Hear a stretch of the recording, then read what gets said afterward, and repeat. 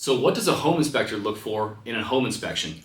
Hey everybody, this is Brad Decater with the Decater Real Estate Group. If you're new to this channel, thanks for coming. We talk about all things real estate in our local market here in King County, Washington, real estate tips, market updates, and things like that. So stay along for the ride.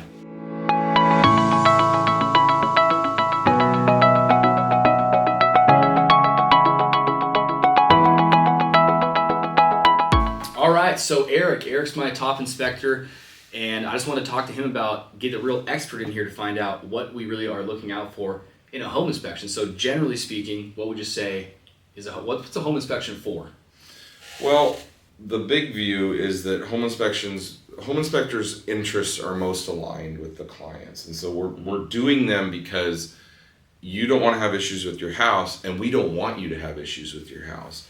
Real estate agents are great, and I only work with real estate agents that have customer and the client's interests in mind, but specifically we want you to feel comfortable in your house, have knowledge about how it works, and also you have your arms wrapped around potential problems that might come up during the first few years of home ownership primarily, but also issues specific to whatever home it is that you end up buying. Makes sense. Okay.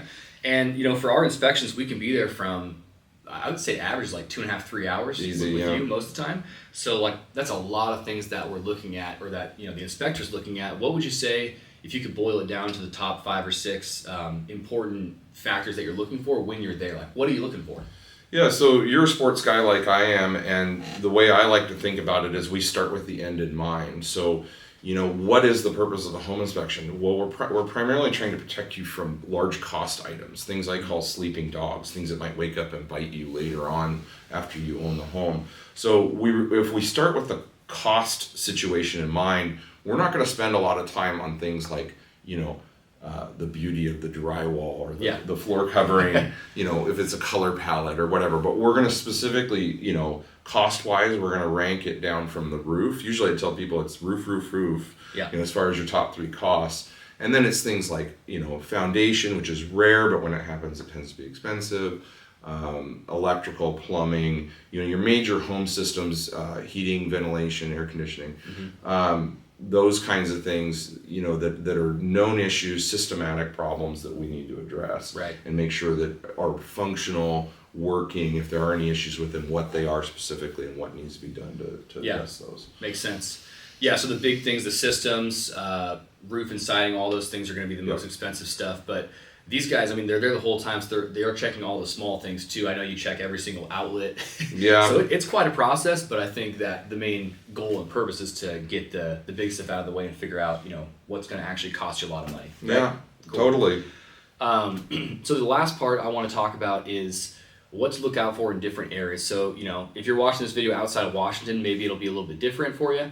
But around here, we have moisture is a big thing. So I want to touch on that, and then we'll talk about the different eras of the homes and things to look out for those specific decades or eras of homes. Sure. So moisture, let's hear your spiel on that. Well, my spiel on that, and it because you hear it every time we go to a home inspection together, is my biggest job as a home inspector in Western Washington specifically is where the water is, where it's going, and what it's doing. And if it's getting infiltrated into the building envelope, which is just the shell of the building, that's when you start to have issues. The house is built out of wood, which is essentially a dead tree. Yep.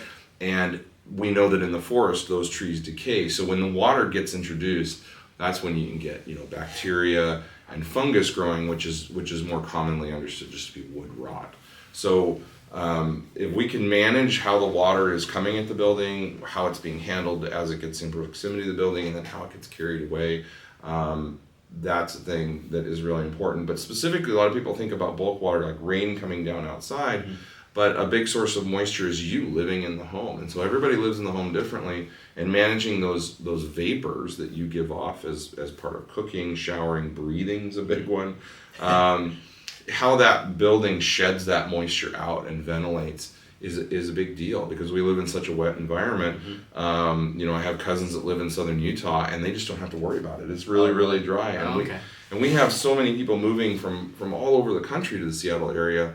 The things they're concerned about, issues that they have, we don't necessarily have, and things that we are concerned about, they're Right. unaware of. That makes sense. Yeah. Yeah. Yeah. I've only done Washington, so I never really thought about that because we do talk a lot about that. You talk about vents and moisture and water, but I guess that's not the case everywhere. No, it isn't. I mean, specifically, dry climates have certain issues. Warmer Yeah. climates have issues that we don't have. Right. There's some pest concerns that we don't have. There's pest concerns we do have that aren't an issue, around the country. Makes sense. So as far as the areas of the home, and this maybe, let's just keep it to what we know, which is this area, or maybe the whole United States. But, Sure. So I want to give value to the viewer of, if you guys are at a house inspection right now and you watch this video, or you're having it tomorrow, and based on the year built, Eric can help you kind of figure out what are the main problems that might come up in that era. So I don't know if you want to break it down. We don't have to do decade by decade, but just what comes to mind when you think about what to look out for 4 different eras, the very, very old 1900s up to the new construction and in between. Absolutely. So, again, it's how the building manages moisture here in Western Washington is really key, and there's different characteristics of the homes, and that's probably the best way to lump them here in Western Washington. Some of these things are applicable nationwide, but specifically in Western Washington. The first area you have is the Victorian era. Here in Western Washington, this was the frontier, and so you don't have concrete plants. And so the houses are largely, sometimes you'll find they found a big rock and they set it underneath the house. That's the foundation. Yeah, that's the foundation. They put a post on it. Yeah. And so, nobody likes moving big rocks, so there's as few rocks as they felt like they could get away with. Yeah. And sometimes those rocks shift, but more specifically with those homes, because you have wood coming down close to the ground, and sometimes it actually is a wood foundation, that's not all that uncommon, that's an opportunity for wood rot. And what we call WDOs, or wood destroying organisms, we usually reference just insects, and those can get into the home. Now we have a different set of them than you have elsewhere in the country, and the details aren't all that important on that. So Victorian's one era. And what would would the years be? Would you estimate that? Well, I mean, you don't really have housing stock that's older than about 1890 in the Seattle area. Yeah, I mean, if you do, it's like a wood cabin shack type of thing. Yeah. So these aren't even very common around They're not here. all that common. In downtown Seattle and Tacoma, you do get some Victorian eras that are... Is that like the post and pillar foundation system you're talking about? Yep. Is that what's okay? Yeah, that's it. And the structure of the building is different. The way they did the framing is different as well. Okay. It's what we call balloon framing, and so Yep. there's some concerns with that, fire, issues. Yeah.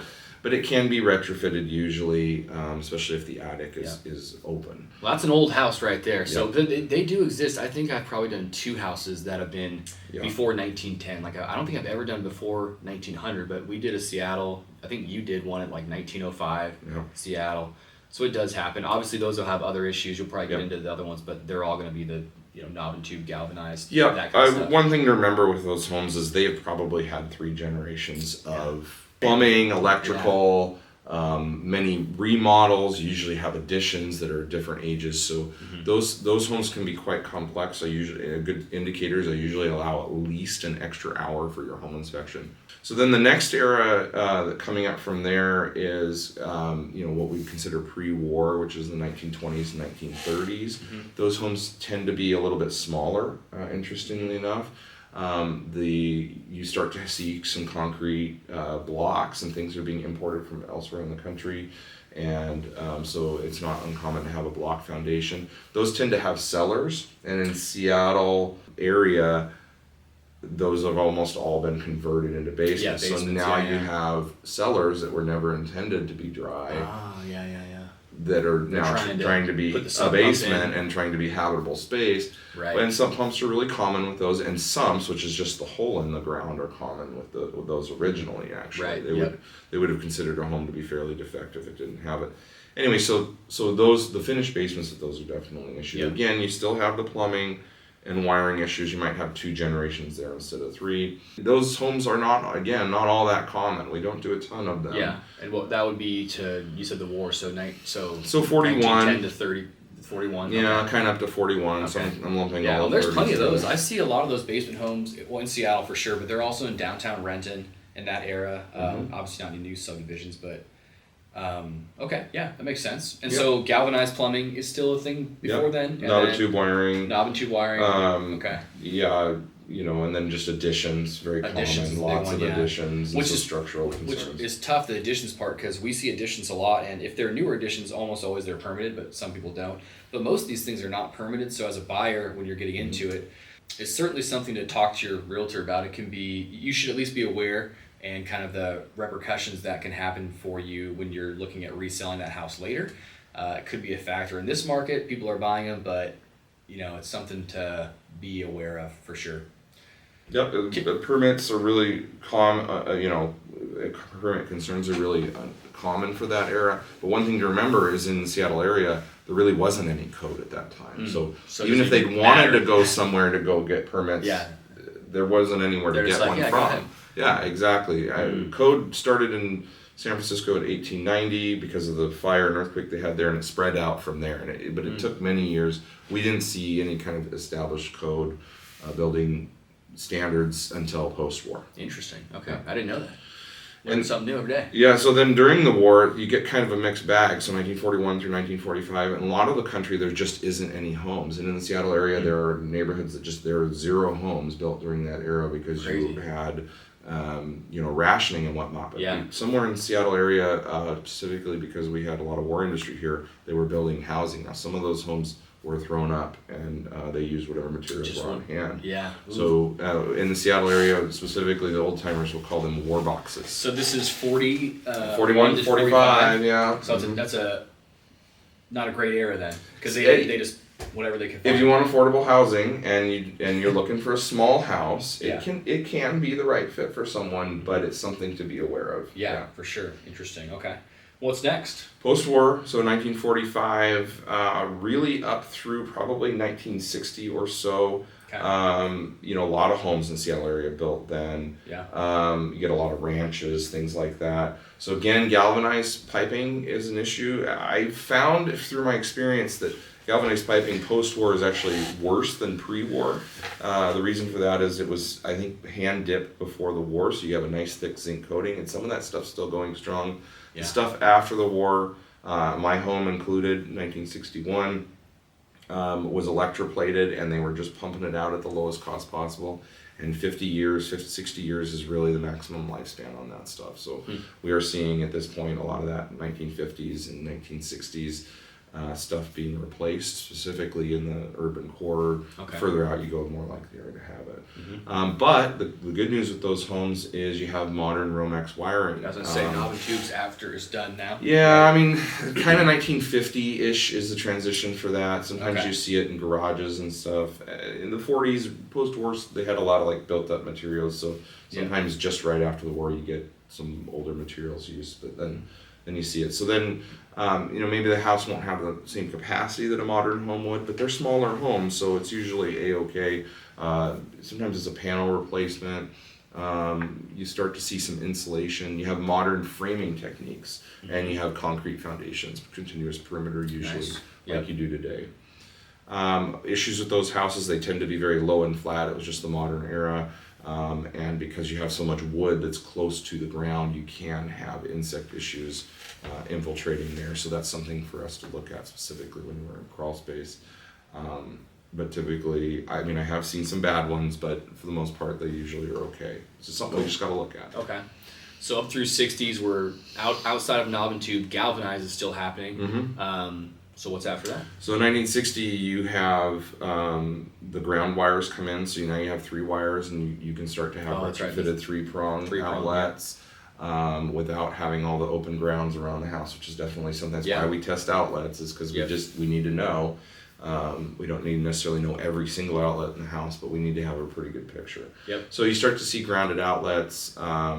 My house, 1961, is 3-wire, but it had originally 2-prong outlets because it wasn't code requirement. Mm-hmm. But it was an easy swap. Whenever I need a 3-prong outlet, I just pop it in the wall and I'm good to go.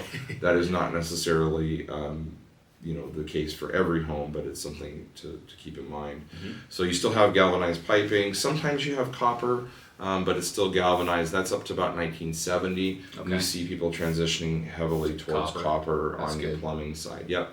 You also start to see a little bit more insulation in the 1970s. The big transition is your waste, so your plumbing waste lines become plastic in the 1970s. So ABS, which is what we use today. Yep. So 1970s, this is kind of a secret, is my favorite era for considering. I think you have the fewest issues when you're looking at older housing stock in our area. They tend to have the homes are leaky, but the upside to that is they're well ventilated. Yeah. And so you don't have the moisture issues, which leads me into the 1980s. 80s, yep. We had the oil crisis in the late 70s, 1980s, lots more insulation being added, but we really had never done that before as a building industry, and specifically in Western Washington, one of the wettest areas in the country. You have vapor issues, which when you have vapor and you have dead wood, you have biological growth, which is home inspector code speak for mold, bacteria and yeast or fungus specifically. But yes, together we call them mold.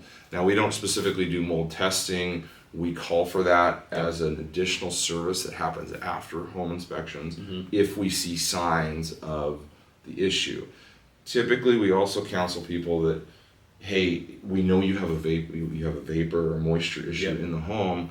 Let's address that. Yeah, ventilation. Yep. Ventilation, whatever the steps might be to address the issue. Get it out of the house. Right. That's the source of your problem, and then start to look at remediation and talking to specialists about that. So it's kind of a two-step process, but we are definitely looking for it during the home inspection. I know when we do 80s houses, you start talking about that before when we're outside, before we even go in, because we pretty much know. And I would say, we'll see what you say, but 9 out of 10 have, unless they've had sheathing replaced on the attic, is going to have something in the attic, right? Yeah, so that's kind of where the vapors or the moisture ends up, is in the attic. It's usually symptomatic of something else that's going on with the house.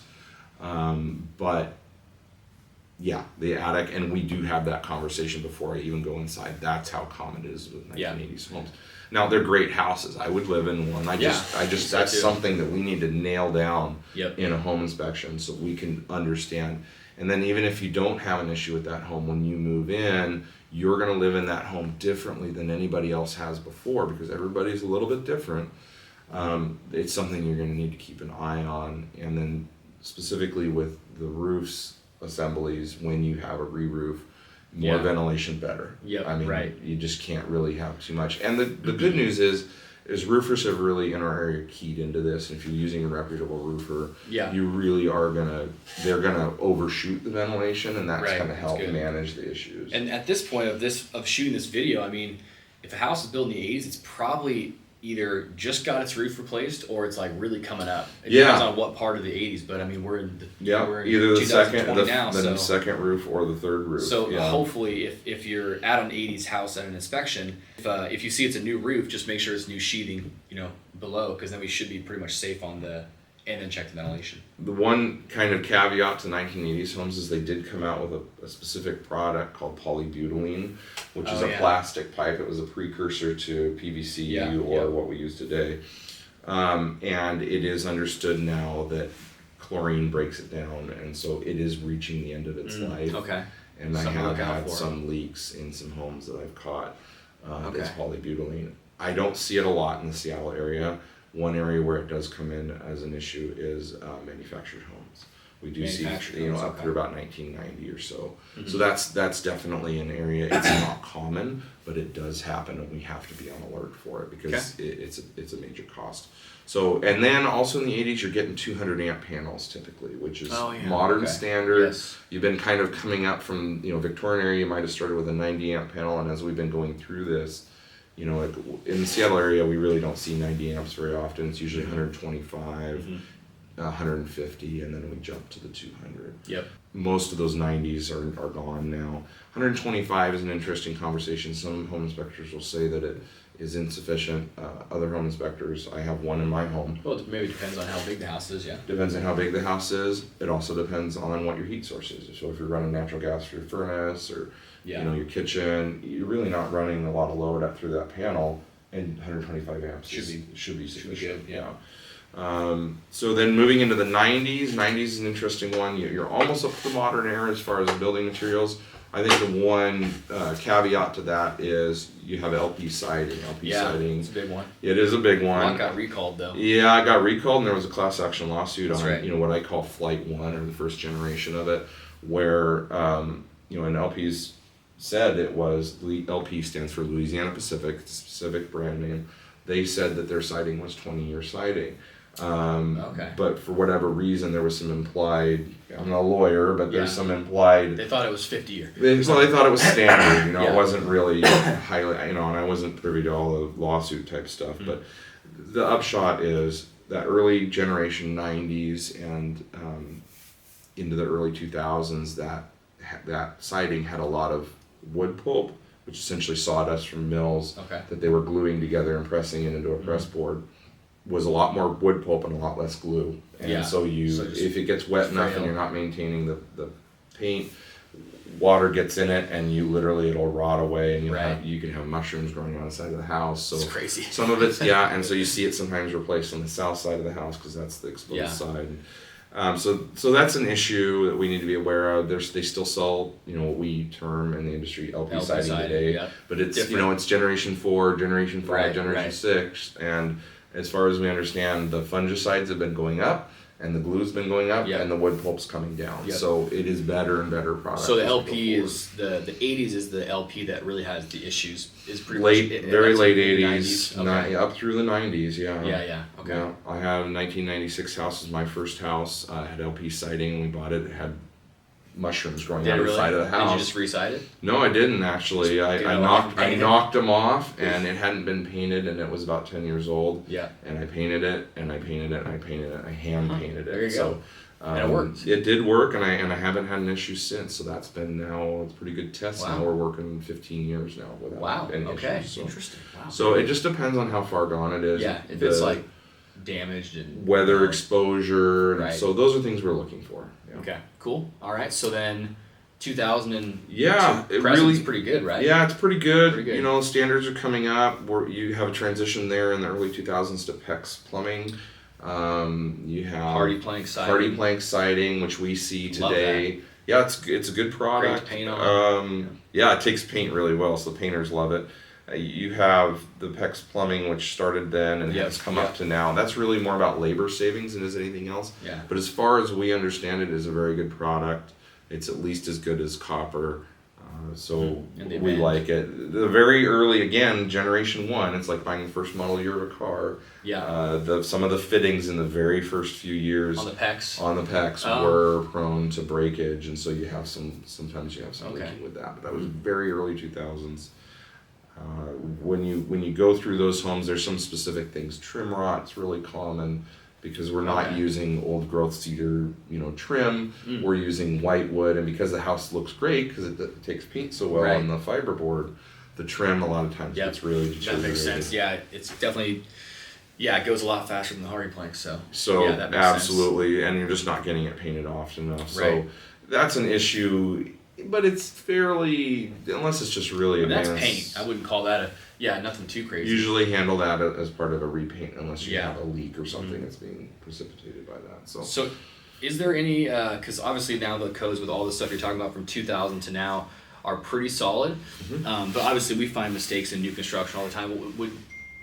And the way that we live, like you're talking about, is so much different than it used to be with all this, they're big houses, usually open concept, stuff like that. Is there anything that you've seen in 2000 to now that's kind of a newer problem that maybe doesn't happen with the other ones? Or that's pretty much all sound? That's a great question. For the most part, the answer is it's sound. Yeah. But there are some peculiarities because we're using new materials and we're changing building standards. Yeah. One that's really common, again, you hit on it, big homes. So because you have a big home, you have a big roof on top of it. And so that means in modern standard building standards, that means big trusses that are the roof structure itself. Yep. When you have big trusses and you have it loaded up with a lot of insulation, you have a phenomenon called truss uplift.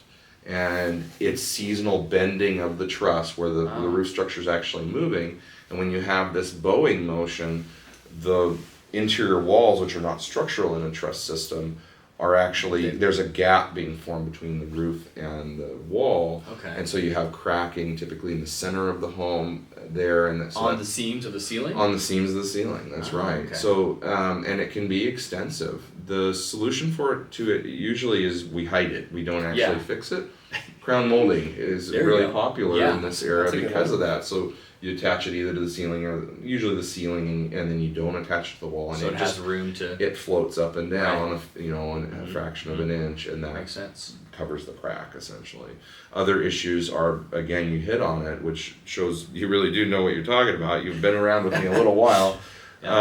Is the living room area, you have these big open concepts, and that was enabled by modern building technology, glue lams, other things that building materials that allow us to span a great big distance and make a great big open space. Again, because you have seasonal moving of these wood products, you have cracking typically in the stairwell, kitchen corners of the kitchen where there's a wall that intersects this floor structure, you have cracking. And sometimes that means that there's really nothing you can do about it. You can fill it, but it's going to open again. Yeah. So there's a cosmetic issue there. There are things you can do to try and minimize it, but you may never actually get it to go away entirely. Gotcha. So cosmetic though, that's good.